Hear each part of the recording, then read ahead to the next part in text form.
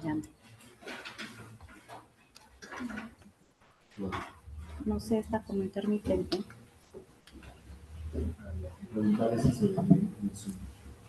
¿Señor? Sí, sí, ya lo compartí.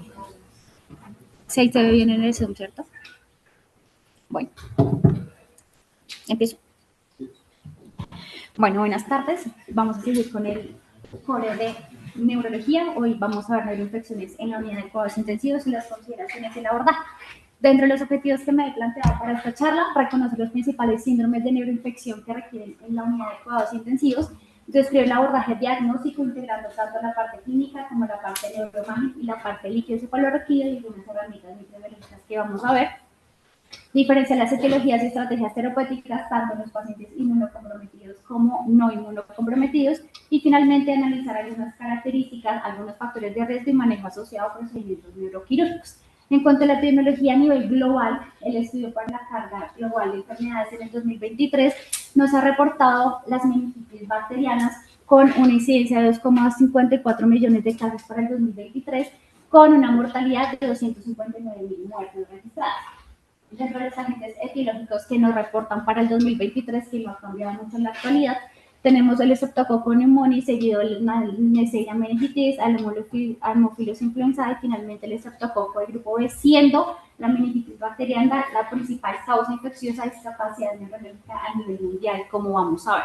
En la unidad de cuidados intensivos, de todas las infecciones que vemos, las neuroinfecciones no son tan prevalentes, no son tan comunes, se registran 2,9% de todas las infecciones, con una incidencia que es variable, que puede ir desde 207 a 0,4 por cada 100.000 personas, pero si bien la mortalidad es alta, inclusive hasta un 40%, y la discapacidad puede ser inclusive mayor del 50%.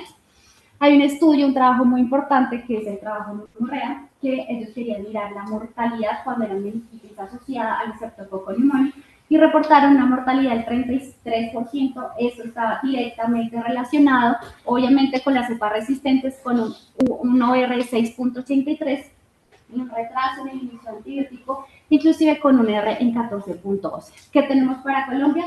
Para Colombia, entonces, este es del CIVIGILA, los estudios del 2018 al 2025, el 2026 pues todavía está en estudio. Lo que tenemos acá es que la principal es el Streptococcus pneumoniae. Vemos que el 2018 ha aumentado toda su incidencia, inclusive para el año pasado, para el 2025, tenemos una incidencia de 0.5 por cada 100.000 habitantes. Vemos que para el Neisseria meningitis es mucho más fluctuante y para el Haemophilus influenzae es mucho menor. Si bien, entonces, ¿qué tenemos? Que el 80% de los pacientes van a estar o un aislamiento por Streptococcus pneumoniae o por Neisseria meningitis. Entonces, les traigo un caso que vimos en conjunto pues, con Santiago Neumología. Es un paciente de 57 años. Su ocupación era que sembraba pasto y piña y se dedicaba al ganado. La residencia era de Casanare. Ingresó el 1 de junio. ¿Por qué ingresó? Porque hace 3 meses venía con un cuadro clínico que se exacerbó hace 2 semanas, consistente en tos con hemoptisis, náuseas y emesis con síntomas constitucionales, pérdida de peso de 10 kilos en un mes y picos febriles.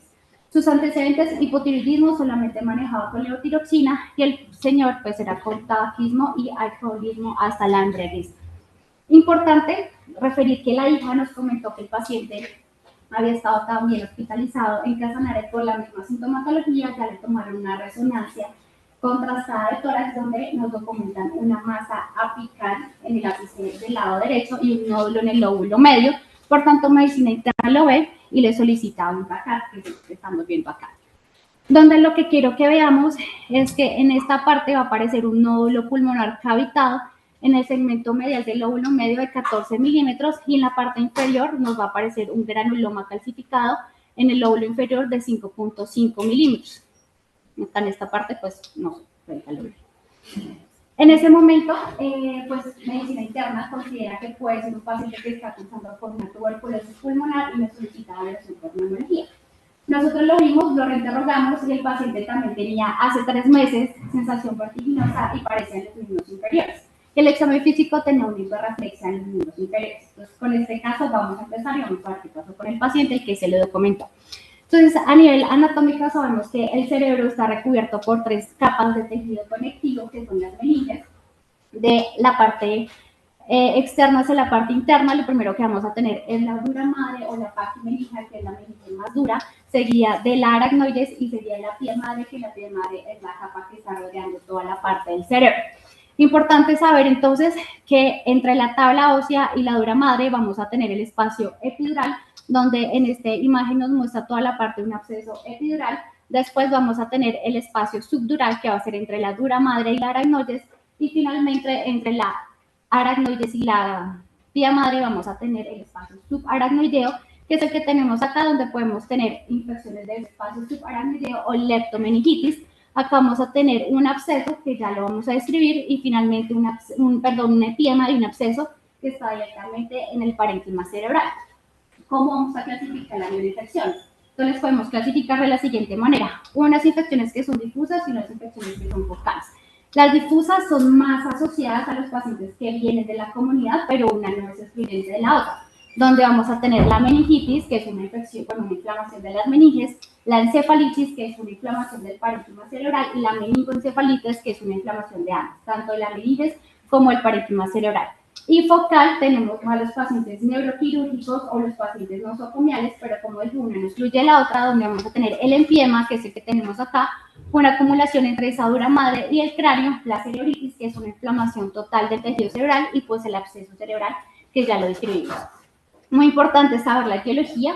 Como mencionamos, la mayoría van a ser por Streptococcus pneumoniae, del 50 al 80%, seguido por la Neisseria meningitidis. En algunos textos de tercer puesto nos ponen en la Listeria monocytogenes, en otros nos ponen la Haemophilus influenza, que ha disminuido pues por la parte de la vacunación. Y en la mitad de este cuadro les puse, mirar, muy importante, los factores de riesgo para los que tienen Listeria monocytogenes, que eso nos va a cambiar en el tratamiento, como vamos a ver. ¿Quiénes van a tener factores de riesgo? Las personas mayores de 50 años, los pacientes que tengan algún tipo de inmunocompromiso, sea celular o sea por esteroides, el embarazo, la insuficiencia renal crónica, la cirrosis, los pacientes diabéticos y los pacientes con algún tipo de neoplasia. Si tenemos una fístula líquido-cefalorraquía, pensamos más en estos microorganismos, y si tenemos algún tipo de inmunocompromiso, vamos a pensar en estos microorganismos, pero no se queda solamente ahí. Todos los pacientes que tienen un síndrome de inmunodeficiencia adquirida congénita, que tienen alguna neoplasia hematológica o que tengan asplegia o medicamentos inmunosupresores, podemos tener todos estos microorganismos. Pero en estos pacientes es muy importante dividirlos en dos grupos. Uno va a ser los pacientes con VIH, y aquí vamos a mirar sobre todo el recuento del CD4, quién tiene factores de riesgo. Si tenemos un recuento del CD4 mayor de 500, vamos a pensar como la población en general.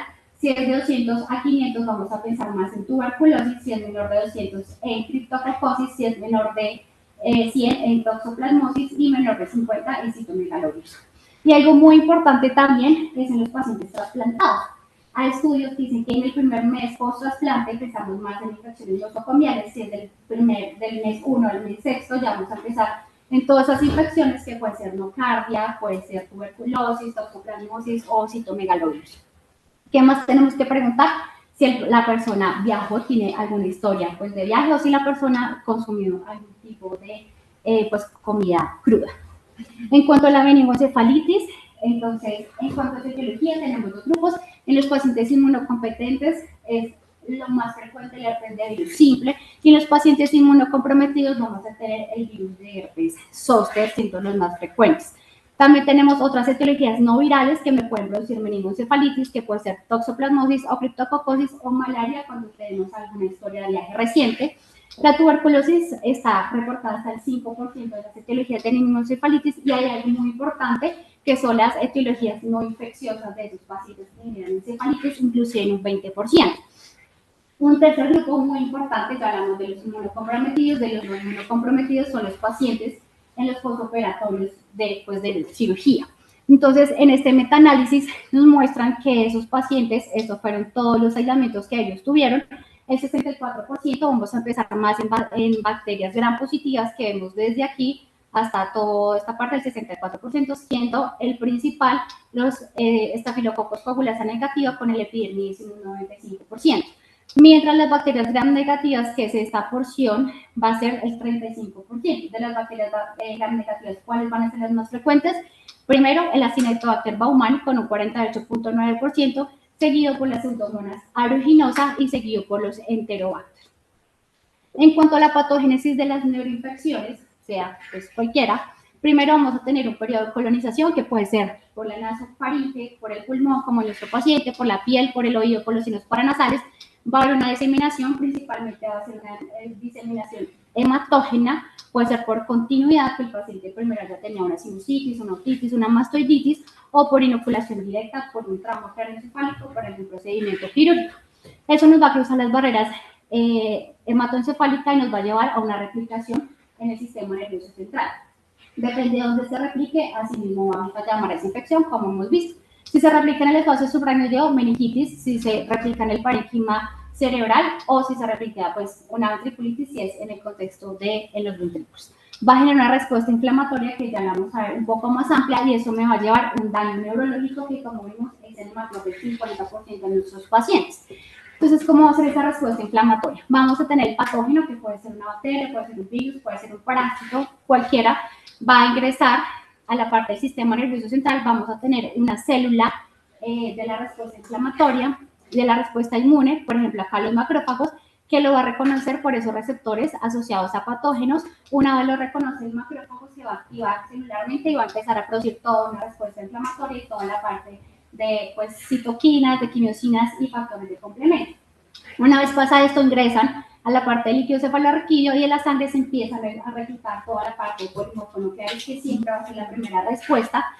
Y una vez llegan los polimorfonucleares, se van a empezar a producir pues, oxidantes, enzimas proteolíticas, que finalmente me pueden llevar a una muerte celular citolítica, que puede ser por necrosis o por pionecrosis. De ahí, entonces, toda esta respuesta inflamatoria me va a alterar toda la parte de la vasculatura cerebral, que me puede llevar a que por un vasospasmo o por una vasculitis me puede generar un estrechamiento de esa parte de las arterias cerebrales. Eso me puede llevar a una hipoperfusión cerebral, inclusive un isquemia. Por otro lado, puedo tener esa vasculitis, que es un daño directamente a la pared de las arterias, generándome algún tipo de sangrado cerebral, algún tipo de edema cerebral o inclusive la trombosis. ¿Cómo vamos a enfocar a estos pacientes? Entonces, en la parte de la anamnesis, que es importante preguntar si se le diagnosticó recientemente alguna enfermedad, si el paciente está inmunocomprometido. La parte, pues, estacionaria no es como, pues, importante acá en nuestro país. Si hay alguna epidemia en ese momento, si viajó, si tuvo algún contacto con animales con insectos, su estado de vacunación.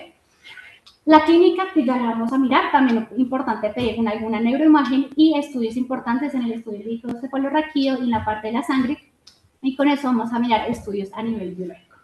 La clínica es muy importante también, empezando por la temporalidad. Si tenemos una temporalidad aguda de horas a días, vamos a empezar más en una meningitis bacteriana aguda. Si es una evolución más larvada, que dura de días a semanas, podemos pensar en algún tipo de otra etiología, por ejemplo, una infección por Mycobacterium o por Spirochetas, inclusive por parásitos.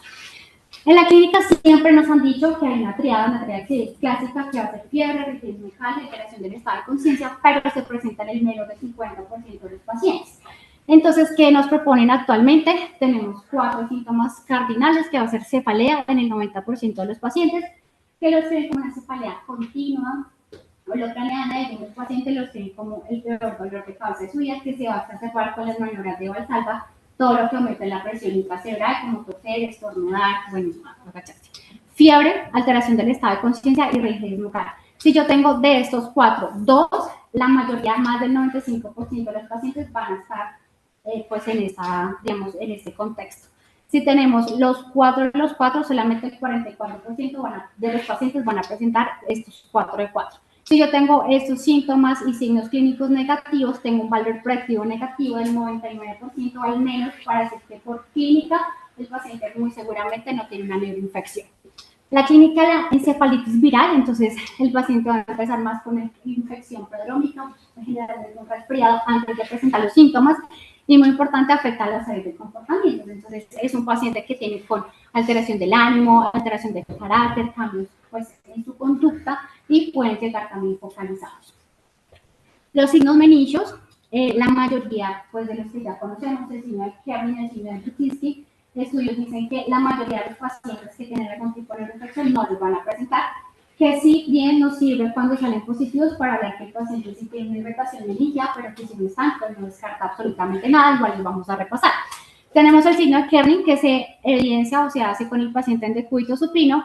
El examinador va a ser la parte de la flexión de la cadera y la rodilla a 90 grados. Una vez estamos ahí, va a ser extensión hacia cefálico, el paciente va a sentir o va a ser positivo cuando vamos a tener dolor a nivel lumbar o a nivel cervical. Vamos a tener una alta especificidad de ese signo, pero una sensibilidad muy baja, solamente del 5%. El signo de Bruczynski, entonces el examinador hace una flexión a nivel cervical hacia la, pues, con la intención de llevar el mentón del paciente hacia el tórax, y vamos a tener un signo positivo cuando el paciente va a hacer una flexión de los miembros inferiores hacia la parte cefálica del paciente, y eso se da porque acá estoy estirando la parte de las menillas. Si tengo una elevación de menilla, principalmente en este contexto por un estiramiento dorso-sacro, pues de esas raíces nerviosas, el paciente lo hace para tratar de que no se le estiren las menillas. Nuevamente, especificidad alta, pero la sensibilidad muy bajita, solamente el 5%, por tanto, su ausencia no va a descartar los meningitis. Hay otros signos que tienen un poco más de sensibilidad y especificidad. Uno de ellos va a ser la prueba de acentuación por sacudida. Ese se hace en los pacientes que principalmente tienen cefalea. ¿Cómo se va a hacer este signo?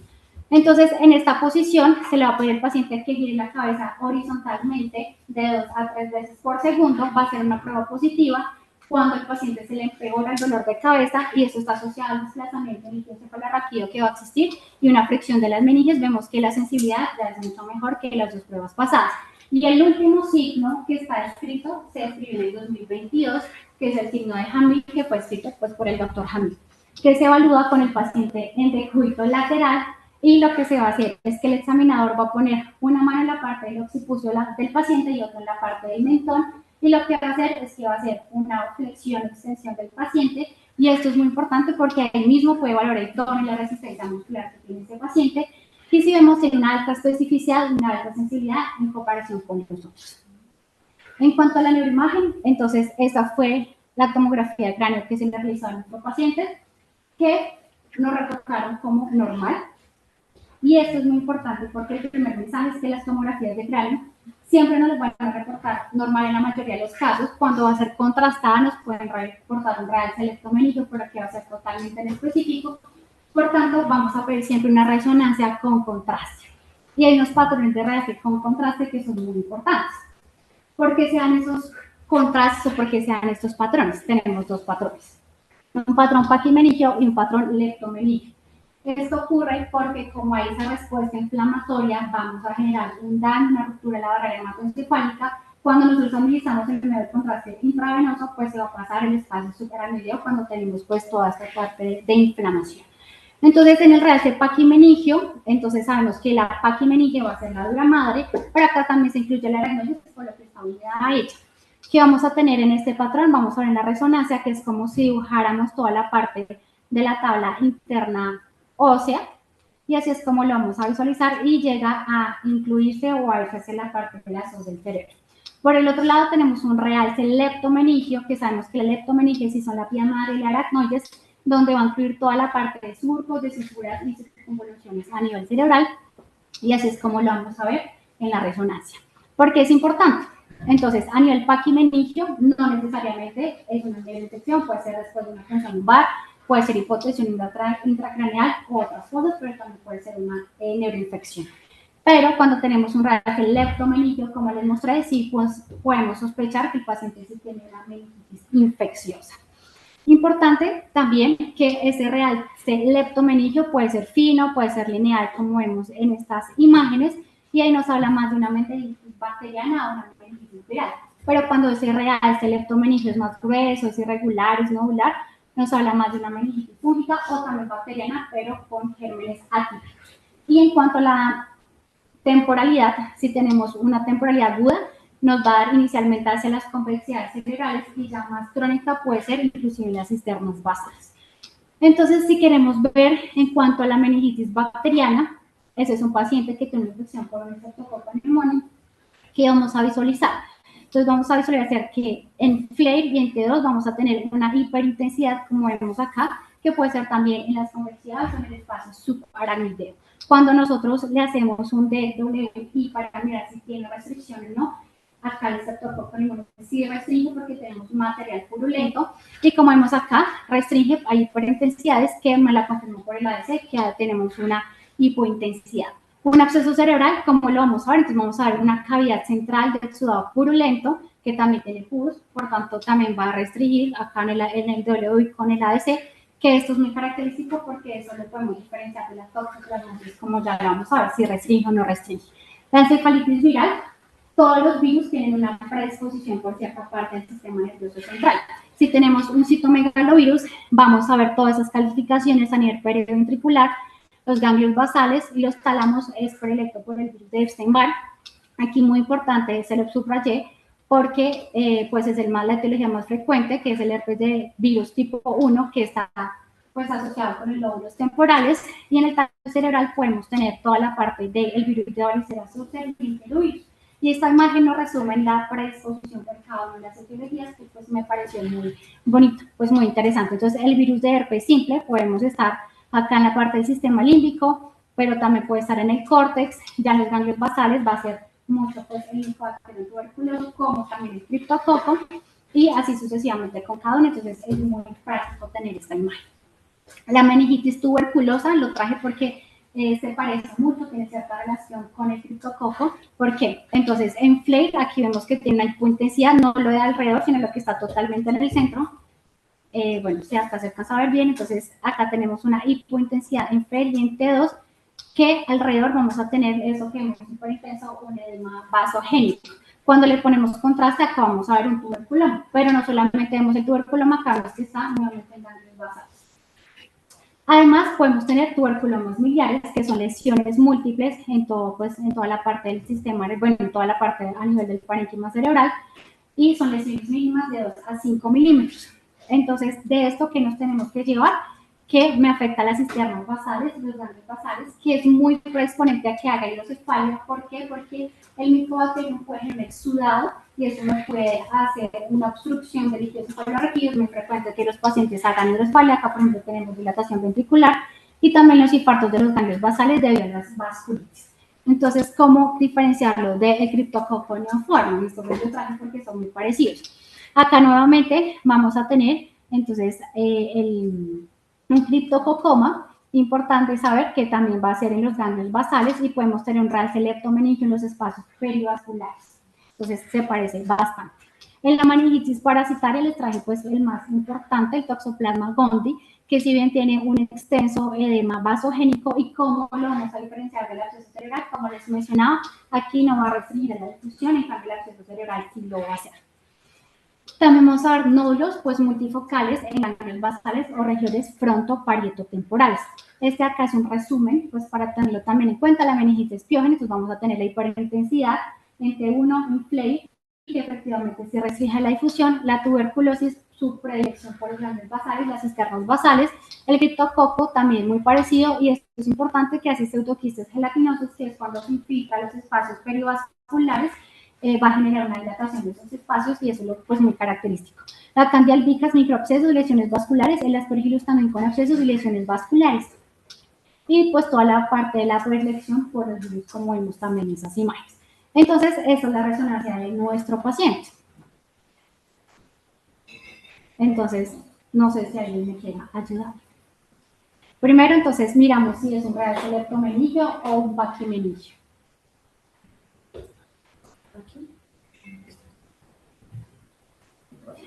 Entonces, ahí sería un realce leptomeningio porque todas estas fisuras que estamos viendo acá en un paciente normal tendría que verse blanco. Y en nuestro paciente todo lo que se está viendo ahí es realce leptomeningio, se está comprometiendo absolutamente todo. Adicionalmente, en la parte acá superior vemos una lesión nodular que pues no la describieron ahí y también tiene otras lesiones puntiformes a nivel frontal del lado derecho. Asociado a eso, nuestro paciente también, pues en este corte, aquí está, vemos que viene signos de ventriculitis, vemos todo este realce, ¿sí? Como no lo escriben, como una extensa leptomeningitis, los focos de realce nodular milimétricos, que fuimos el que pues vimos acá, y pues nuevamente en el núcleo lenticular izquierdo, pues acá nos vamos a enfocar más, pues a qué cirugía nos podemos estar intentando. Dijimos que los ganglios basales era predilecto para la tuberculosis o para el criptococo, ¿cierto? Entonces, hay unas indicaciones de tomografía previo a la punción lumbar. ¿Cuáles van a ser? Deterioro neurológico, inmunocompromiso, focalización, convulsiones nuevas, historia de la enfermedad del sistema nervioso central y edema de la papila. Pero las guías de Suecia en 2009 se dieron cuenta que estábamos tardando mucho en poner esos antibióticos porque primero teníamos que hacer TAC prácticamente todos los pacientes. Entonces lo que ellos hicieron fue que retiraron 2 de esos criterios, retiraron el inmunocompromiso y retiraron las convulsiones nuevas. Y con esto se empezó a dar antibiótico en las 2 primeras horas en el 95%. Antes de que se retiraran esos 2 criterios, eran inclusive hasta 2 hasta 4 horas. Eso es muy importante porque entre más nos demoremos con el antibiótico, hay mayor mortalidad, inclusive 12% por hora. Después de una punción lumbar, podemos tener algún deterioro neurológico entre el 0.1 al 3%, el más frecuente va a ser la hernia cerebral en un 2%. Y el 41% de los pacientes no tenían ninguno de estos factores de riesgo. Entonces, otro mensaje es que no necesariamente tenemos que esperar a la tomografía para realizar alguna punción, excepto pues en estos casos. La punción lumbar, vamos a hablar de la punción lumbar. Entonces, vamos a tener que tomar 4 tubos. En el primer tubo es para el citoquímico, microbiológico, biología molecular y para la parte de patología. ¿Qué vamos a solicitar ahí? De rutina, entonces siempre vamos a solicitar toda la parte del diferencial de los glóbulos blancos, el conteo de glóbulos rojos, la concentración de glucosa, proteína grasa. Y según la etiología que nosotros estemos sospechando en nuestro paciente, vamos a solicitar el resto, que puede ser un BRL, puede ser un Frox para ácido resistente, una TINO para criptococo, depende de lo que nosotros estemos pensando. ¿Cuál va a ser entonces una función normal? Y de ahí pues vamos a ver lo anormal. ¿Qué es lo normal? Entonces no tener ningún tipo de eritrocito en nuestra función lumbar o que sea menor de 5 por campo de alta intensidad o que tengamos menos de 5 leucocitos, y esto es muy importante, un radio de glucosa líquido cefalorraquídeo con glucosa sérica que sea mayor de 0.5. Si tenemos menor de 0.5 nos habla más de una meningitis bacteriana. Que las proteínas estén menor de 50 y que no tengamos ningún microorganismo en el grano. ¿Qué va a ser lo normal? Entonces, esa es una tabla que hemos visto pues durante mucho tiempo. Entonces, acá miramos pues la diferencia de cada uno de ellos. Importante saber que a nivel viral vamos a tener este conteo de células, es la célula que más va a predominar, van a ser los mononucleares, y acá la glucosa va a ser normal. Si miramos en la parte bacteriana, tuberculosis, streptococcus, y la fúngica siempre van a estar disminuidas la glucosa. En la parte parasitaria pues va a predominar la parte de la eosinofilia y las proteínas también. Entonces, acá, esto, si vemos en la parte de la tuberculosis y en la parte fúngica, al principio podemos tener polimorfonucleares y después mononucleares. Así que si hacemos una función y sale polimorfonucleares, no necesariamente tenemos que descartar estas 2 etiologías porque puede ser empezando el cuadro. Algo importante de acá que nos falta va a ser la presión de apertura.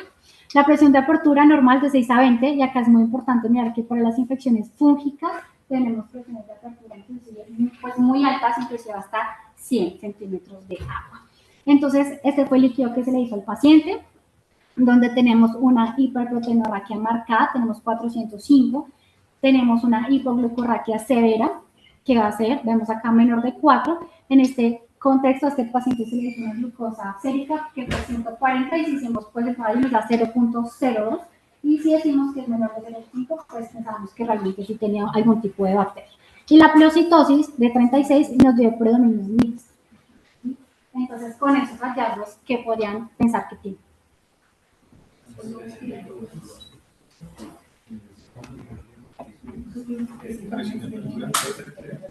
A la presión de apertura está en 25. Le han hecho varias, 25, 28, 28 y la última, 21.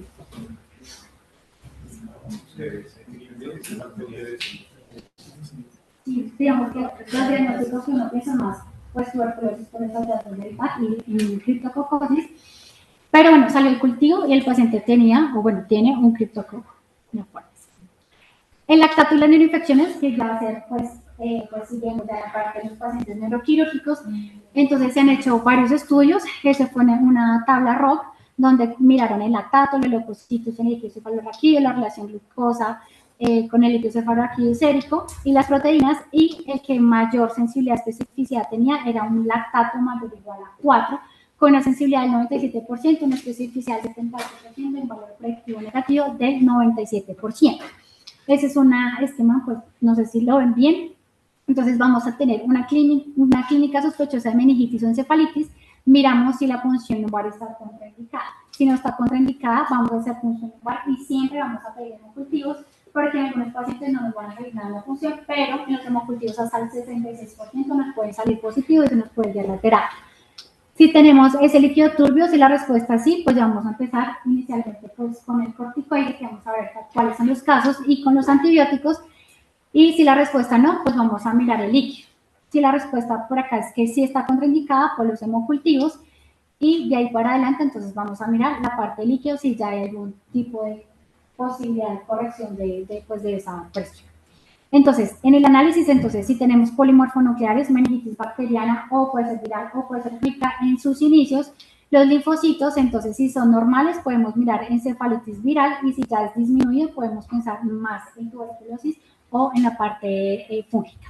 El panel de meningitis encefalitis, entonces, lo podemos solicitar solamente con 0.2 mililitros de líquido cefalorraquídeo, nos va a mirar 14 patógenos en una hora, los más frecuentes que van a ser las bacterias, los virus y las levaduras, con una sensibilidad del 92 y una especificidad del 99%. ¿En qué pacientes los vamos a solicitar? Los vamos a solicitar en todos los pacientes que tengamos una sospecha de neuroinfección y que tengamos esos citoquímicos alterados, o en los pacientes que estén inmunocomprometidos, a pesar de que ese citoquímico sea nulo, está indicado a solicitar. Algo que tenemos a la mano es el Doppler transcranial, que en ese estudio quisieron mirar cuál era el parámetro pues, más frecuente. Acá tenemos uno normal, un hiperflujo, con índices de pulsatilidad normales, índices de pulsatilidad bajo con hiperflujo y un hipoflujo. Entonces, sí querían determinar cuál es el. Entonces, lo que más se vio frecuentemente es los índices, un hiperflujo con índices de pulsatilidad normal. También hay unos pacientes que tenían pues, hipertensión intracraniana, ya pues como complicación, algún ictus, pues que lo que dijimos de las vasculitis, también perdían la autorregulación cerebral. Criterios de infección asociada a ventriculostomía. Entonces, es importante saber que la hipoglucorraquia, la parte de las proteínas en el líquido cefalorraquídeo y la pleocitosis siempre van a ser de manera progresiva o optimizada. Entonces, si nosotros tenemos una sospecha del paciente con una neuroinfección que fue llevado a cirugía, puede que las primeras funciones vayan a salir negativas y no tenemos que descartar inmediatamente el diagnóstico, sino tenemos que seguir haciendo funciones seriadas, porque como vemos es de manera progresiva. También que vamos a tener, pues el gramo de los cultivos positivos y van a tener ausencia de síntomas, excepto la fiebre, que va a ser una fiebre constante. Entonces, acá les muestro que es totalmente progresivo. Esa pleocitosis empieza a aumentar inclusive desde el día 3, empieza a aumentar hasta que el paciente presenta los síntomas, que es en nuestro día 0. De acá ponemos antibióticos y va a disminuir nuevamente esa pleocitosis. Esto es muy importante, que es el índice celular. El índice celular se hizo para los pacientes como fueron llevados a cirugía, pues pueden tener hemorragia intravesicular. Y lo que ellos querían mirar es que si esos leucocitos eran por una infección o eran las expensas también del sangrado que tenía ese paciente. Entonces se realizó este índice. ¿Qué vamos a hacer? Entonces, este ejemplo nos muestra que si tenemos leucocitos de 500, eritrocitos de 50.000, hacemos esta división, nos da 0.01, y esto quiere decir que hay un leucocito por cada 100 eritrocitos. Y miramos luego la parte de la sangre, que nos dio este valor, que sería un leucocito por cada 500 eritrocitos. Luego hacemos una división y nos dio 5. Esto 5, ¿qué significa? Que hay 5 veces más leucocitos por el volumen de sangre que yo tengo en esta muestra. Idealmente serían proporciones cercanas a 1, sería lo normal. ¿Listo?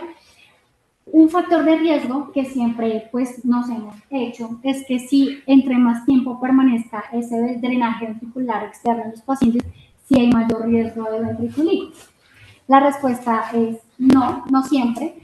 Entonces, este estudio nos muestra lo siguiente. Miramos los días de cateterización por la tasa o por la incidencia de infecciones, y vemos que los días de catéteres a veces muy altos no tienen tanta tasa de infecciones, y por el contrario vemos que catéteres que duran mucho tiempo tienen poca tasa de infecciones.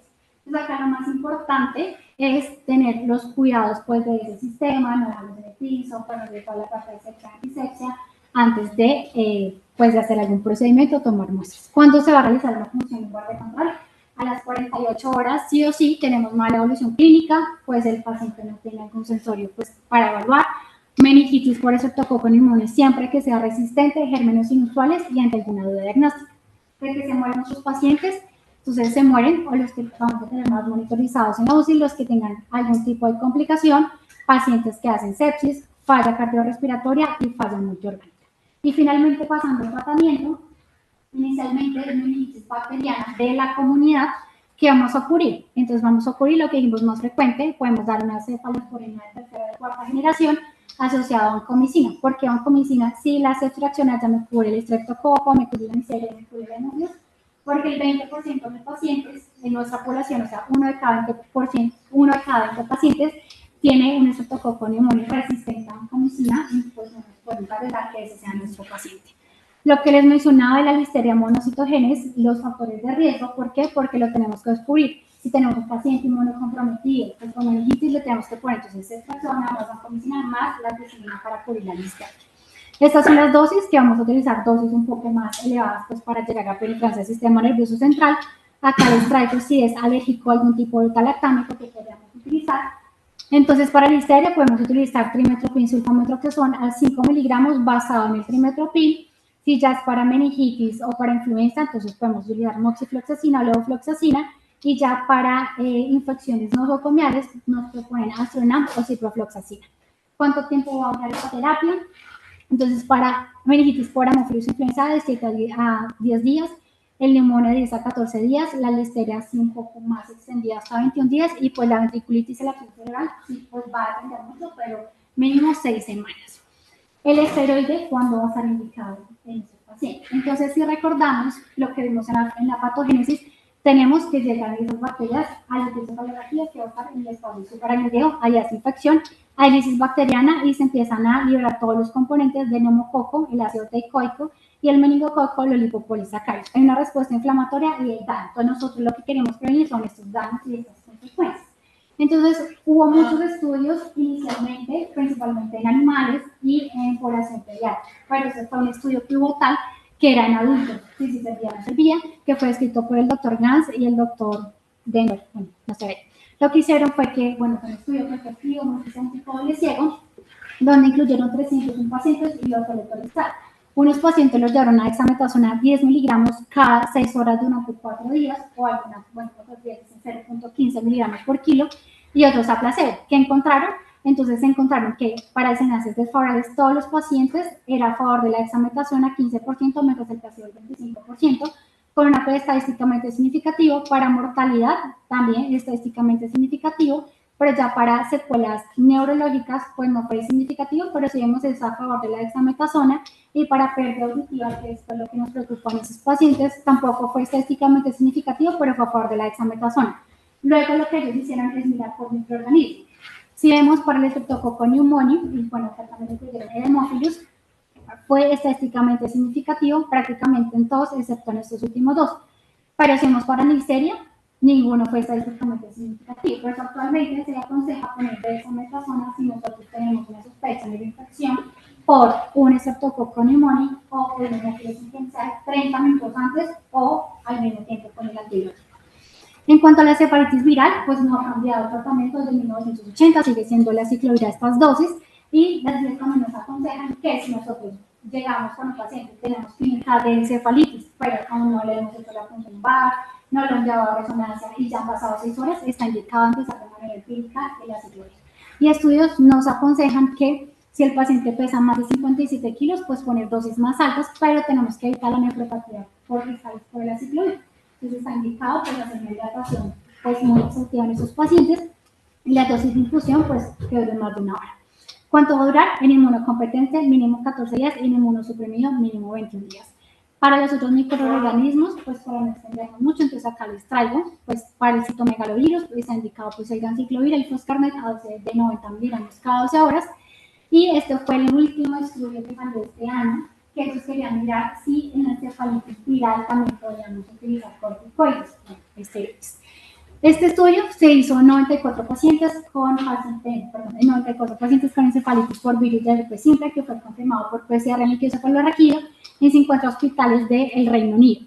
Lo que ellos querían mirar el estudio de silencio primario era la memoria verbal, y eso está asociada pues, porque afecta a los lóbulos temporales, pero nada fue estadísticamente significativo. Miraron otros desenlaces y tampoco fue estadísticamente significativo, por tanto no mejoró ni memoria verbal, ni mejoró discapacidad, ni desenlaces funcionales. Actualmente pues, no se recomienda de rutina en encefalitis herpética. La meningitis fúngica, entonces hay una fase que es una fase de inducción, una fase de consolidación y una fase de mantenimiento de nuestros pacientes. Una fase de inducción, pues podemos empezar anfotericina B más flocitocina, de ahí pues lo hacemos durante 2 semanas, a las 2 semanas hacemos una función lumbar. Si nuevamente vuelve a salir el criptococo, extendemos nuestra fase de inducción, si no, podemos pasar ya a la fase de consolidación, que se deja por 8 semanas, que pues con fluconazol, y el fase de mantenimiento ya por un año, que también se da con fluconazol. Muy importante aquí es controlar la PIC, porque el criptococo hace presiones de muy elevadas. Entonces, siempre lo tenemos que medir, y si tenemos una presión de apertura mayor de 20, tenemos que hacer punciones seriadas, extrayendo de 20 a 30 mililitros, o una disminución al menos del 50% de esa presión de apertura, y si ya es totalmente pues, resistente a todos los manejos que nosotros le damos, está indicado llevar una conversión quirúrgica. Estos son los otros pues, tratamientos para la meningitis fúngica con sus respectivas dosis. Y finalmente, pues las ventriculitis y las meningitis asociadas a la atención médica, no sé bien. Acá están pues cada uno de los agentes etiológicos con su terapia estándar y su terapia alternativa, pero acá vemos que tenemos que cubrir principalmente gran positivo y gran negativo. Podríamos empezar, por ejemplo, con vancomicina o algún beta-lactámico que nos cura pseudomonas. La duración, pues para cada uno. Pero entonces, acá en estas ventriculitis es muy importante saber que tenemos que retirar el catéter y dejar una derivación ventricular externa mientras tanto, ¿sí?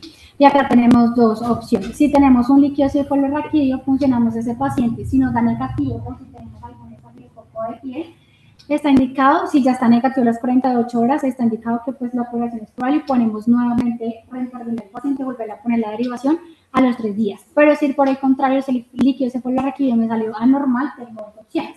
Si esos salieron negativos cuando yo hago cultivo esa repetición, puedo dejar una terapia antimicrobiana 7 días y nuevamente poner la derivación.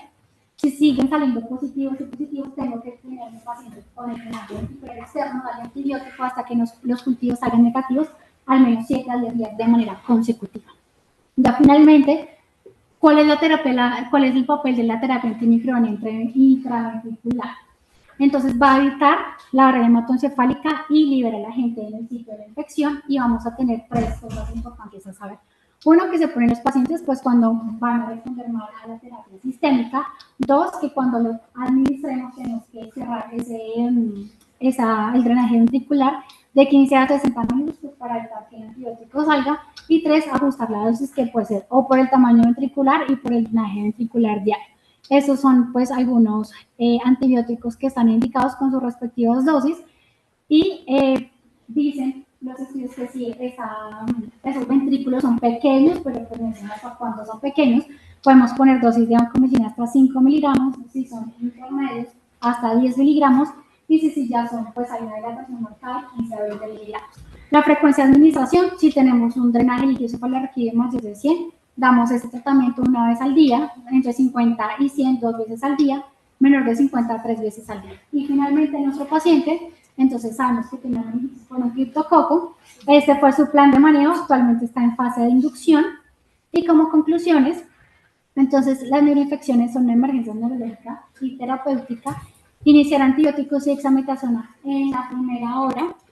La punción lumbar no cabe retrasar el tratamiento. Como vimos, dar tratamiento empírico con ceftriaxona, vancomicina, si es una meningitis de la comunidad bacteriana, y ampicilina para cubrir listeria en los pacientes que vemos que tienen los factores de riesgo, aciclovir empírico cuando tenemos alguna sospecha de encefalitis, y en criptococo siempre es importante controlar la presión intracraneal, así como el antifúngico, y en pacientes neuroquirúrgicos la tendencia a líquido cefalorraquídeo es lo más importante, como vimos, que un valor totalmente claro. Y ya, gracias.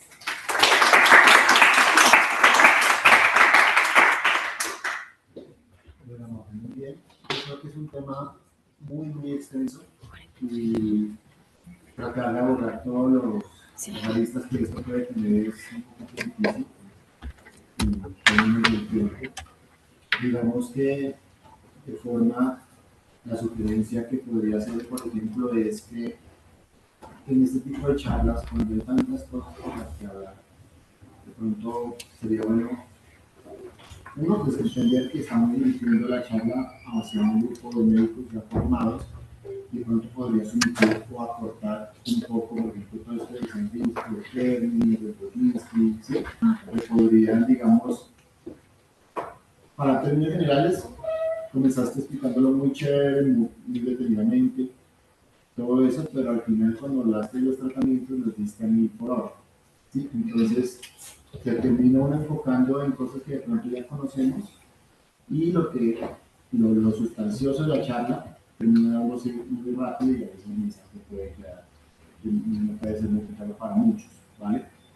Podrías hacer, por ejemplo, cuando hay charlas tan largas y necesites de pronto darle esa introducción, de pronto enviar antes de la charla una cartilla informativa con esos puntos clave como para, listo, ya cumplimos esto y pasamos como los puntos más importantes que nos interesan con el proyecto y listos, ¿listo?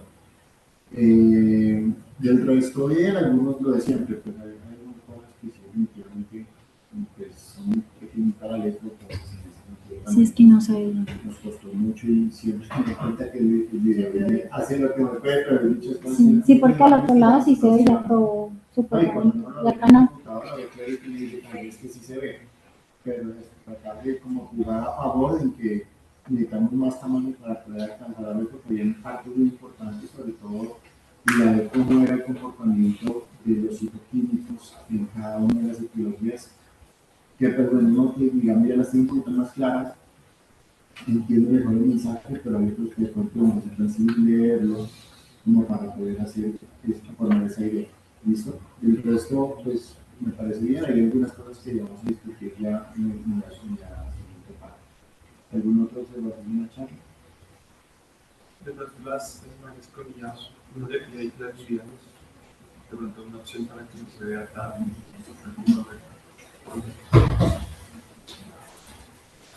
Bueno, muy bien.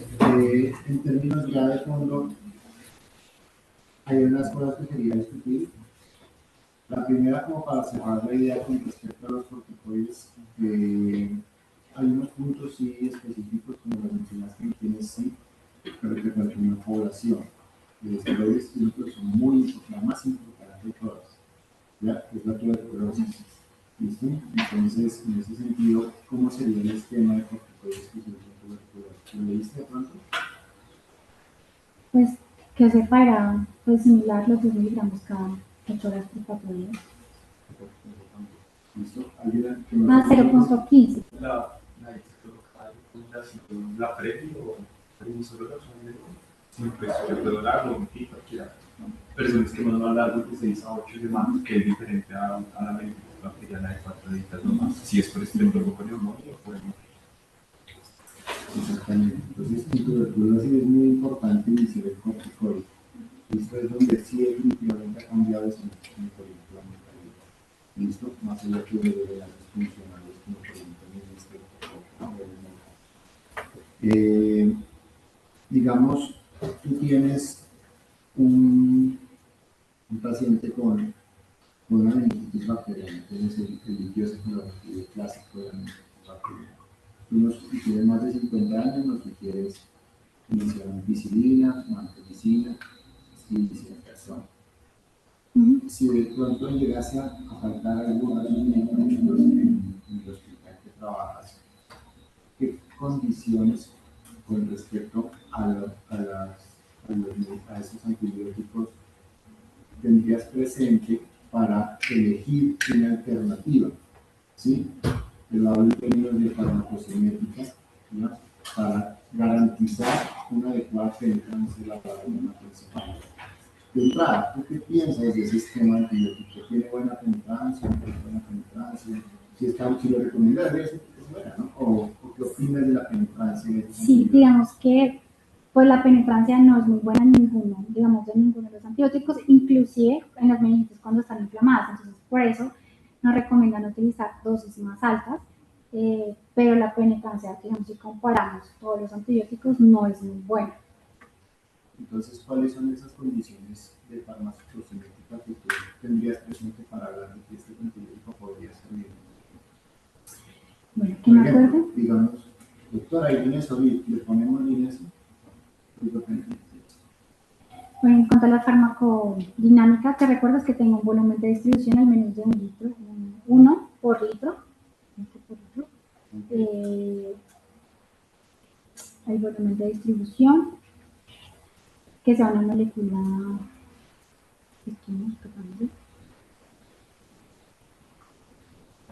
Hay un artículo muy bueno que es de ese MDPI, esa revista MDPI, que habla sobre las características farmacocinéticas y farmacodinámicas de la medicación de cada uno de los antibióticos. ¿Alguien conoce de pronto qué características debería tener? Lipofílico. Tenga baja en las proteínas plasmáticas. No sé si es que tenga baja una lipoproteína.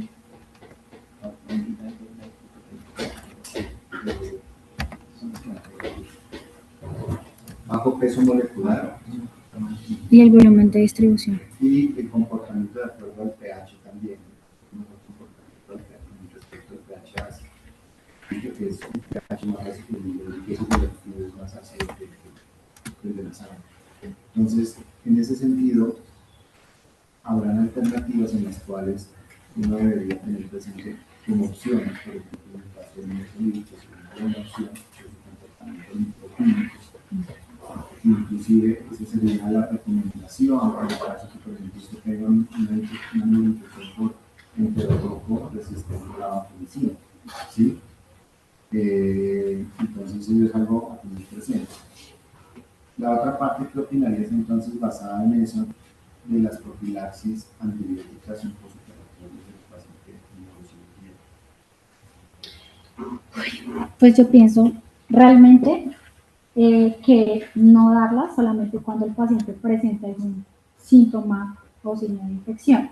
Digamos que los traumas craneoencefálicos hasta el 1.4% pueden presentar, pero no es el trauma craneoencefálico normal, sino, digamos, los que tengan más factores de riesgo, como por ejemplo que tengan exposición ósea, a veces estará indicado, o que tenga alguna comunicación, también está indicado, pero de entrada no a todos, sino los que tienen de pronto más factores de riesgo.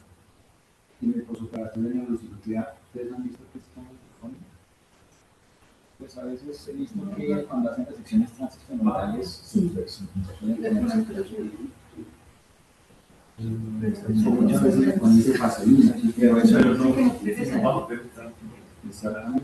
pueden ver muchos postoperatorios profilaxis y vaselina. Dicen que en ese mismo artículo, por ejemplo, habla de que las dosis del sistema que uno debería dar para tener una penetrancia adecuada de la cefazolina, que son menos de 12 gramos días, ¿ya? Entonces, ese tipo de profilaxis a veces uno dice como que se quedan cortas y como que de pronto no están sirviendo para mucho. ¿Listo? ¿Qué otra? ¿Alguna pregunta? No, era una pregunta para, no solo sea de uno que ya ha pasado por la neuro. Hay una pregunta frecuente que hace el propio Carlos que me parece que es relevante y es con respecto a la cinética del lactato. Entonces, no sé si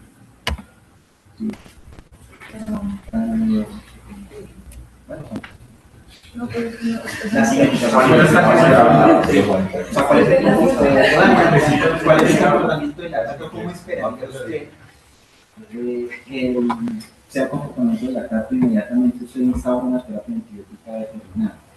Decían, si no estoy mal, por lo menos el 50%. No, o sea, usted lo que espera es que una vez usted instaure la terapia antimicrobiana, disminuya aproximadamente entre 1 a 2 milimoles de litro en las primeras 48 a 72 horas o disminuya entre 30 al 40% en las primeras 48 a 72 horas. Si usted tiene un lactato resistentemente elevado después de 72 horas, por encima de 4, posiblemente ese paciente pues, no esté bien tratado o haya refractariedad a la terapia o tenga un absceso o bueno, no sé. Entonces, también es importante tenerlo en cuenta porque pues, es un marcador que uno puede utilizar para evaluar la respuesta al tratamiento. Pero pues cuidado en las postquirúrgicas, principalmente Sí, principalmente. Sí. Varias de diagnóstico. Y una que parece muy importante, que está un poquito en desacuerdo con lo que tú mencionaste del panel de meningitis, para que se te ha dicho, era en qué pacientes no tendría validez tomarlo, o que tendríamos que tener pinzas a la hora de interpretar el panel. En los pacientes nosocomiales son los de cirugía, son los que ya tenemos hospitalizados, porque la mayoría de gérmenes que vimos en el panel no son los que pues salen en una neuroinfección, sino son más gérmenes de la comunidad.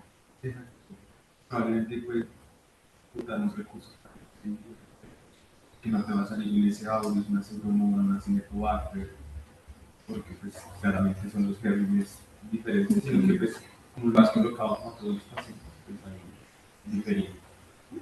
Eso. Lo otro es el uso de la procalcitonina en meningitis. Sí, también tiene buena sensibilidad y especificidad cuando son valores mayores, si mal no recuerdo, 0.5. Allá me puede diferenciar, digamos, entre una meningitis más bacteriana que viral. Me sirve como para diferenciar esas etiologías. Las pocas indicaciones que hay actualmente la procalcitonina que las podemos utilizar sería el cuadro de meningitis. Y el otro es el lactato, ¿en qué situaciones lo usas? ¿En qué situaciones? En los pacientes neuroquirúrgicos cuando son mayores de 4, con alta sensibilidad y especificidad, y también para hacer pues el radio entre la parte líquido-cefalorraquídeo con pues sérico. ¿Sí? Entre meningitis bacteriana y viral, la otra es para que nos aparezca una meningitis aséptica de posoperatoria o una meningitis pues derivada de algún dispositivo por la neurocirugía. Y la otra que tenía, bueno, tú lograste, en el caso de tu paciente criptococo, que a las 2 semanas le tomabas una función lumbar de control. ¿Con qué fines tomar esa función lumbar de control? Para mirar si todavía persiste el criptococo, si es así, se extiende. ¿Sí? ¿En qué forma? O sea, que te salga el antígeno en sangre, el líquido cefalorraquídeo o el cultivo. No, en líquido cefalorraquídeo, y pues ahí pediría el cultivo. Si sigue saliendo positivo, estará indicando aumentar el tiempo de inducción. Si ya me sale negativo, ya me puedo pasar a la fase de mantenimiento. Ahí está el error, que no es en el antígeno, sino en el cultivo. Entonces, si es el cultivo el que está positivo, ahí se aumenta la fase de inducción, porque el antígeno puede seguir el líquido cefalorraquídeo en sangre sin significar de que tienes un fracaso al manejo antígeno. Y la última era, si en tu institución no hay anfotericina ni citocina, ¿qué opinas de manejarlos con fluconazol? No, porque la mayoría del criptococo son resistentes, pues principalmente las equinocandinas y en segunda medida los azoles. Entonces ahí estaría como jugando y hay mucha resistencia. No hay ninguno. Pues si me toca, pues se lo pondría, pero a dosis mucho más altas, están indicados hasta 1200 miligramos.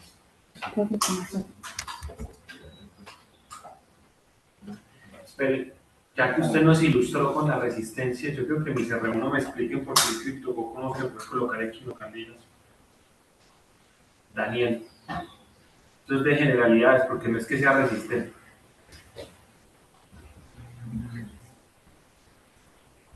¿No? ¿Quién sigue usted? John. Aleja. No es por el componente, por lo de la pared, pero no es Por lo de la pared. Muy bien. No tiene. Bien. Siga. ¿Qué no tendrá criptococo? Ah, entonces ¿cómo le va a servir algo que no tiene? Pues no. Bien. Yo tengo un par de... Sí, porque hay que leer bien de generalidades así. ¿No? Otra buena pregunta para MAFE. MAFE, ahí dice que presión, hay varias contraindicaciones para hacer una PL antes. ¿De casualidad existe algún estudio de hacer PL con menos volumen? ¿Cómo así con menos volumen? Pues se supone que si usted tiene inmunocomprometidos, efecto de masa, o sea, lo que a usted le importa, es que no tenga una vaina que se vaya a herniar. Eso está todo claro, ¿cierto? ¿Será que hay alguna cantidad de mililitros seguro para drenarlo? Por lo menos que te ayude a hacer el diagnóstico. Julio está que se habla, entonces Julio responda. Entonces la respuesta es de 5 a 10 mililitros se cree que es seguro. Que se cree que no se van a herniar, porque eso es lo que nos interesa.